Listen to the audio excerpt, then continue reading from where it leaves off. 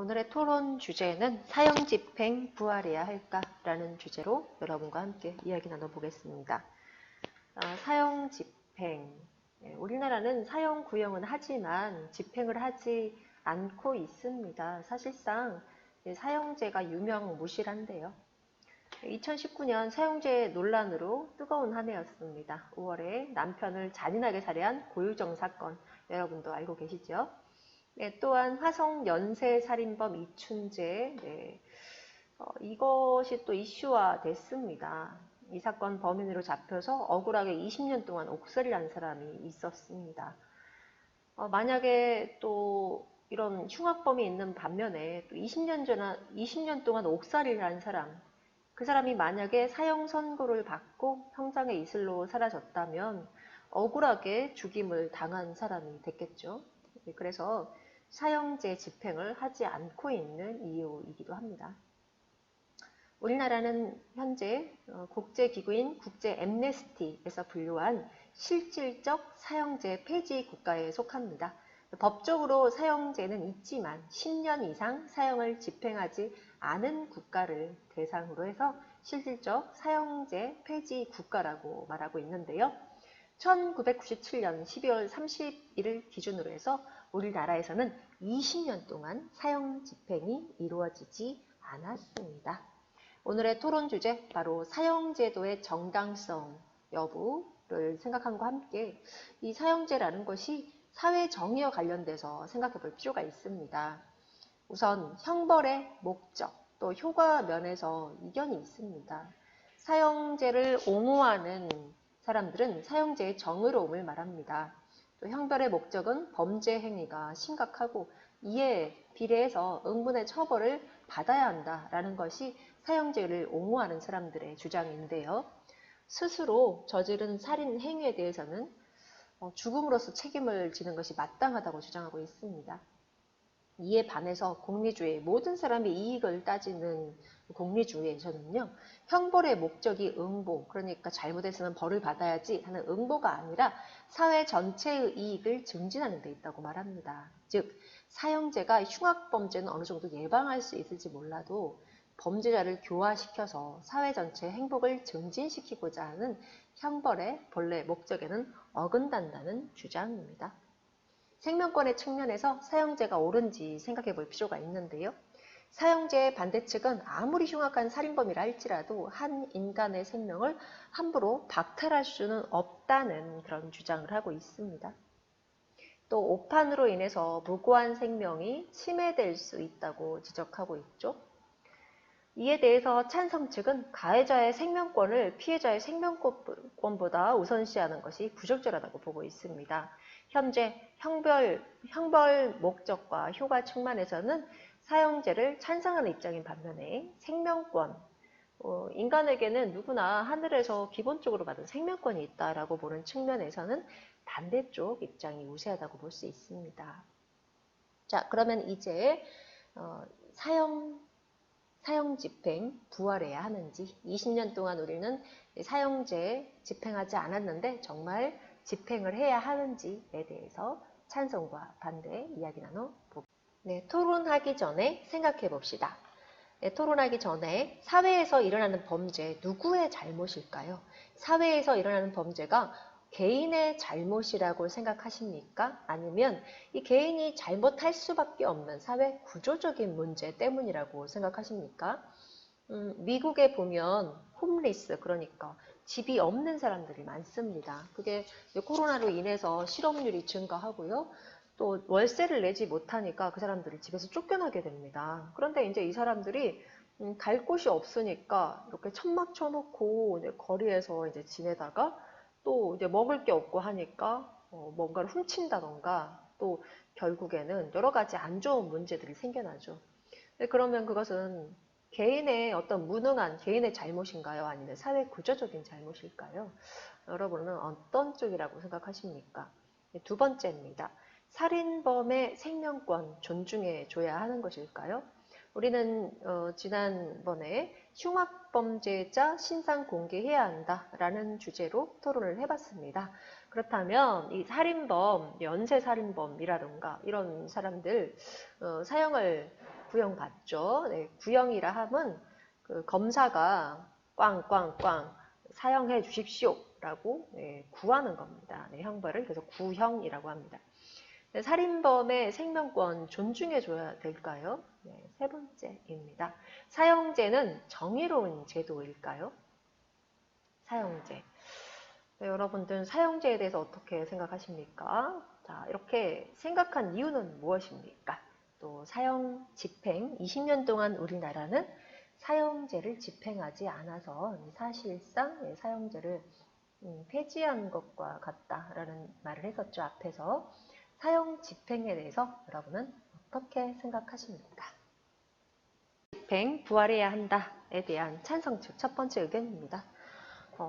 네, 흉악범에게는 생명을 박탈하는 최고 형벌을 가해서 법적 정의를 바로 세워야 한다. 라는 입장입니다. 연쇄살인범이 있었죠. 고유정이라든가 아니면 화성연쇄살인. 네, 그런 범죄자들이 있었는데요. 그런 범죄자들에게 사형을 집행해야 한다라는 의견입니다. 그것이 법이 정당하고 공정하게 판결되고 또 집행되기를 바라는 우리의 법 감정에 부활하기 때문이라 보고 있습니다. 대다수 국민은 사형제 유지와 사형 집행의 부활을 원하고 있다. 고유정이 저지른 것과 같은 흉악 범죄에 대한 정당한 대가는 오직 사형밖에 없다고 생각한다. 이것이 바로 응보의 정의감입니다. 네, 이렇게 흉악 범죄를 저지른 사람은 그에 대한 정당한 대가, 그러니까 자신이 저지른 범죄에 대해서 당연하게 그 대가를 치러야 된다라고 말하는 것이 바로 응보의 정의감입니다.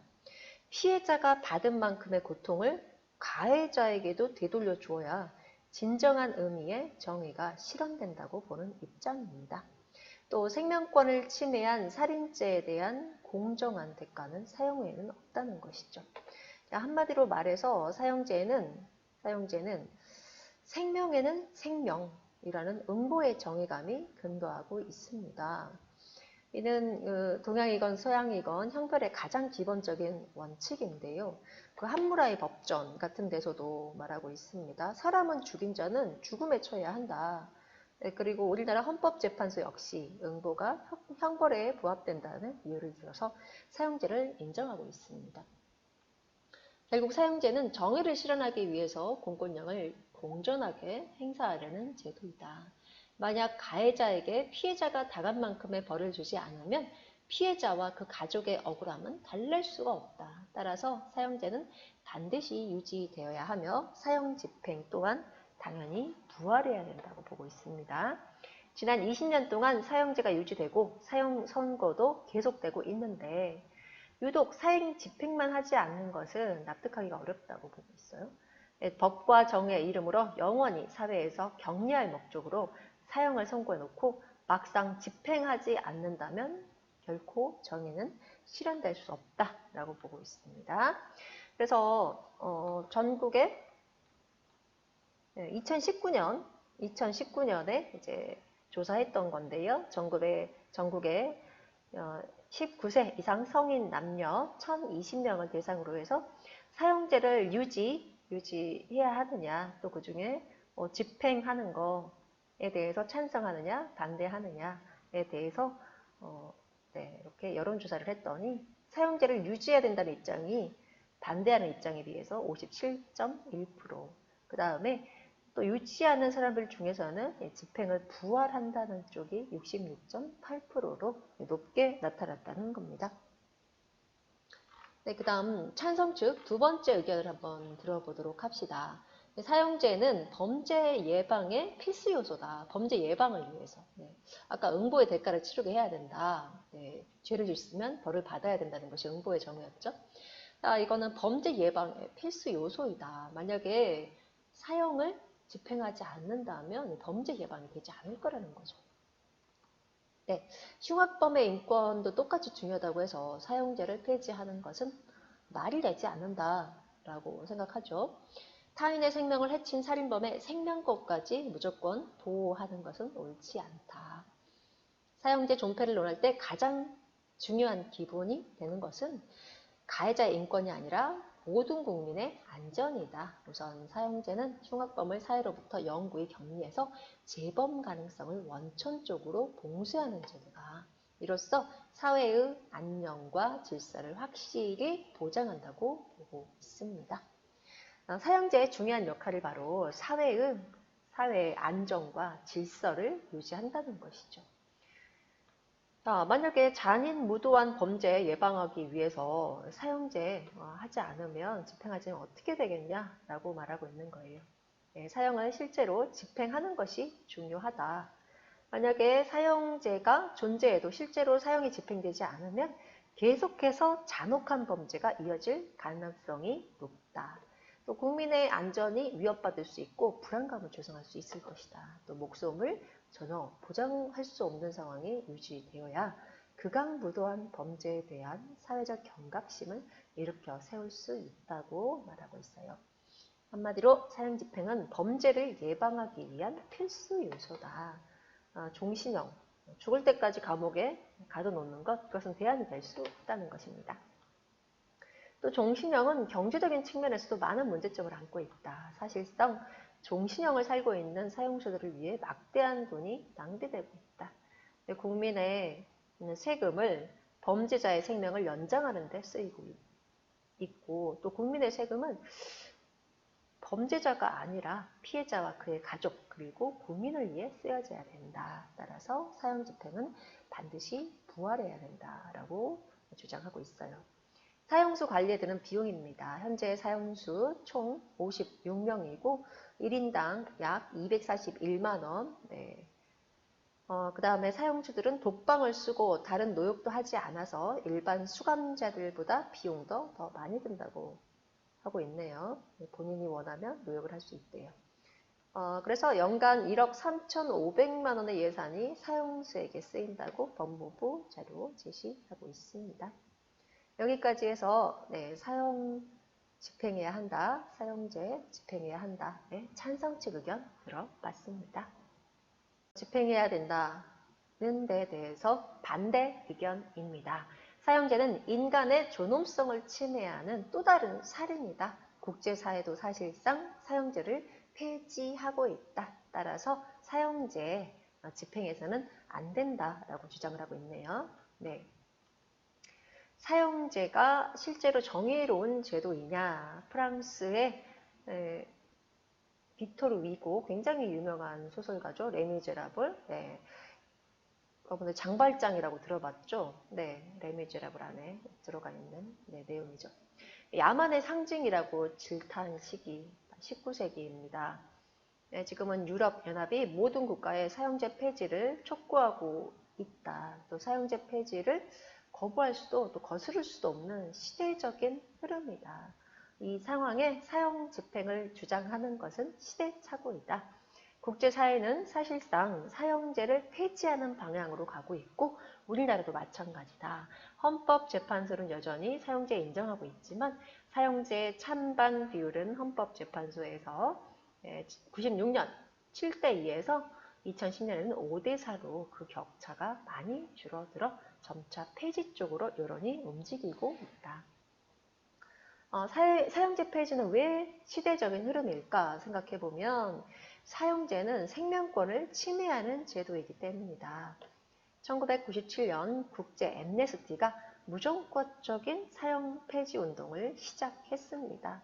네, 그 이유는 생명권은 인간의 존엄성을 지키기 위해 헌법에 보장된 최고 기본권이기 때문인데요. 사형제 폐지는 곧 생명권을 지키는 일이고 사형제는 생명을 최고 가치로 여겨야 할 국가에서 앞장서서 생명을 박탈하는 지극히 반문명적인 제도이다. 사형제를 폐지하는 것 외에 모순을 해결할 길이 없다고 생각하고 있죠. 인간의 응보심리, 이에는 이, 눈에는 눈, 너가 이 사람 다치게 했으면, 팔을 다치게 했으면 너의 팔도 다치게 해야 해, 이런 거죠.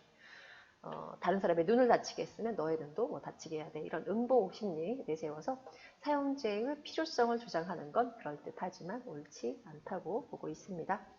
가해자를 죽인들 피해자가 정말 정신적으로 위안을 얻을 수 있을 것이냐, 순간의 감정 해소에 불과하지 않겠느냐, 따라서 사형제는 도움이 되지 않는다. 당장 폐지해야 한다. 보고 있어요.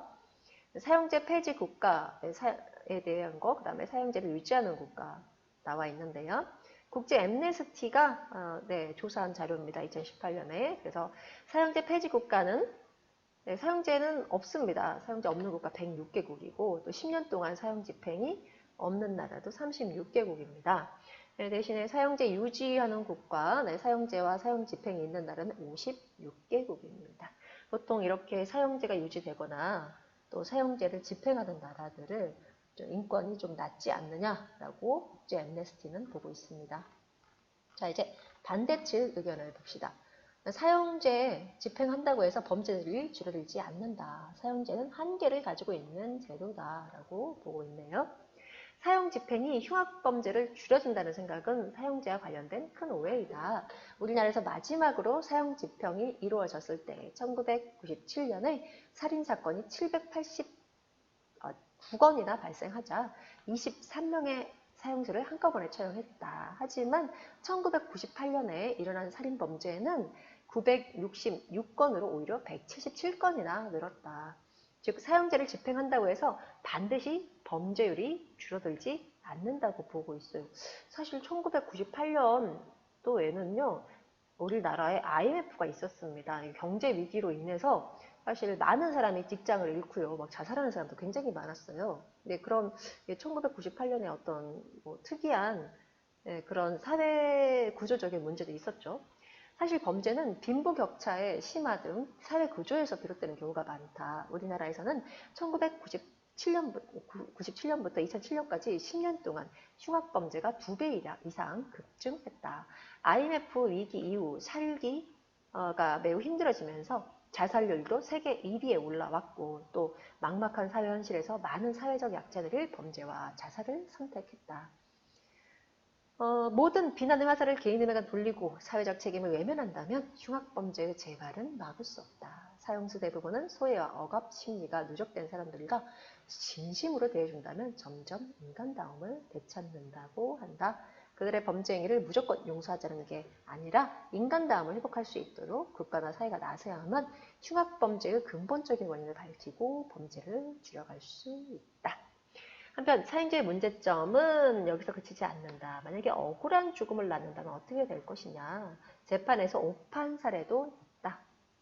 단 한 명의 생명이라도 억울한 죽음을 당해서는 안 된다. 따라서 사형제는 폐지하는 것이 옳다고 생각하고 있죠.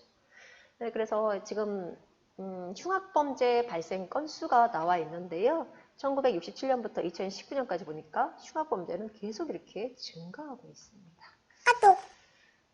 네, 여기까지 해서 사형 집행 찬반 관련 알아봤습니다.